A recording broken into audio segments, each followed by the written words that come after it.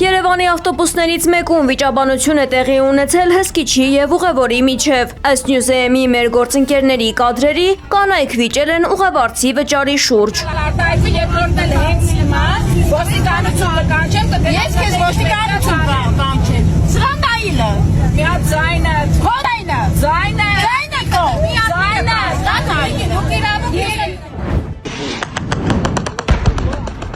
Ռուսական զինուժը անօդաչու սարքերի կրկնակի հարվածով թիրախավորել է Ուկրաինայի Կրիվոյ-Ռոհ քաղաքի խոշորագույն առևտրի կենտրոնը։ Զոհվել է 6 մարդ, վիրավորվել 103 քաղաքացի։ Դնեպրոպետրովսկի մարզային վարչակազմի ղեկավարը հայտնել է, որ զոհերից մեկը ծանր վիրավորումից մահացել է հիվանդանոցում։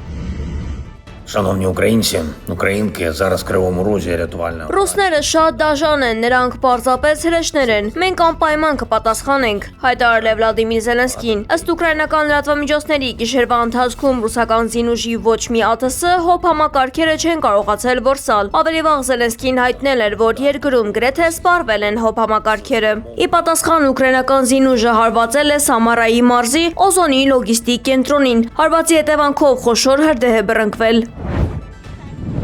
ԱՄՆ նախագահ Դոնալդ Թրամփը հայտարարել է, որ Սպիտակ տան մամուլի քարտուղար Քերոլայն Լևիթը օգոստոսի վերջին կլքի պաշտոնը, սակայն կշարունակի աշխատել իր քաղաքական թիմում։ Կատակելով մայիսին երկրորդ անգամ մայր դարձած խոսնակի մասին, Թրամփը նշել է, որ Քերոլայնը իր երեխային ավելի շատ է սիրում, քան իրեն։ Թրամփը նախազգուշացրել է, եթե հանրապետականները կորցնեն մեծամասնությունը 2026 թվականի միջանկյալ ընտրություններում, դեմոկրատներն իրեն իմփիչմենտ կհայտարարեն։ Այդ պատճառով նա կողմնակիցներին կոչ է արել ապահովել առավելագույն մասնակցություն ընտրություններին։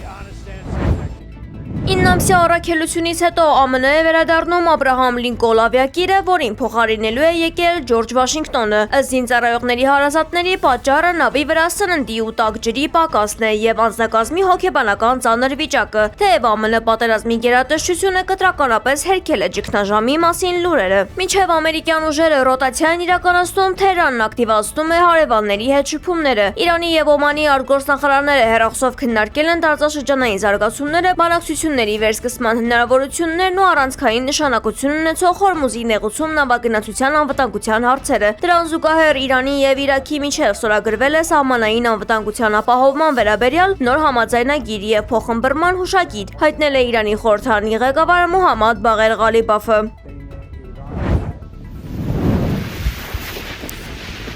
Արագ տարածվող անտառային հրդեհը մեկ օրում 400 հեկտար տարածք է այրել Իսպանիայի Սիերա Կալդերոնան շրջանում։ Մարզի իշխանությունը հայտարարել է վտանգի երկրորդ մակարդակ եւ շտաբ տարհանել կրակի գոտում գտնվող բնակավայրերի բնակիչներին։ Կրակը բռնկվել է 5 շաբթի կայծակի հարվածից եւ տարածվել 11 կիլոմետր երկարությամբ։ Տեղանքը եւ քամիները խիստ դժվարացնում են հրդեհաշիջման աշխատանքները։ Ավելի քան 250 փրկարար հատուկ ավիացիան պայքարում են կրակի դեմ։ Իսպանիայում ամբողջ տարածքում է պահպանվում անտառային հրդեհների բարձր վտանգը։ Մինչև օգոստոսի 19-ը երկրում այրվել է մոտ 297,000 հեկտար տարածք։ Սա կազմում է Եվրամիությունում այս տարի անտառային հրդեհներից տուժած ընդհանուր տարածքի գրեթե կեսը։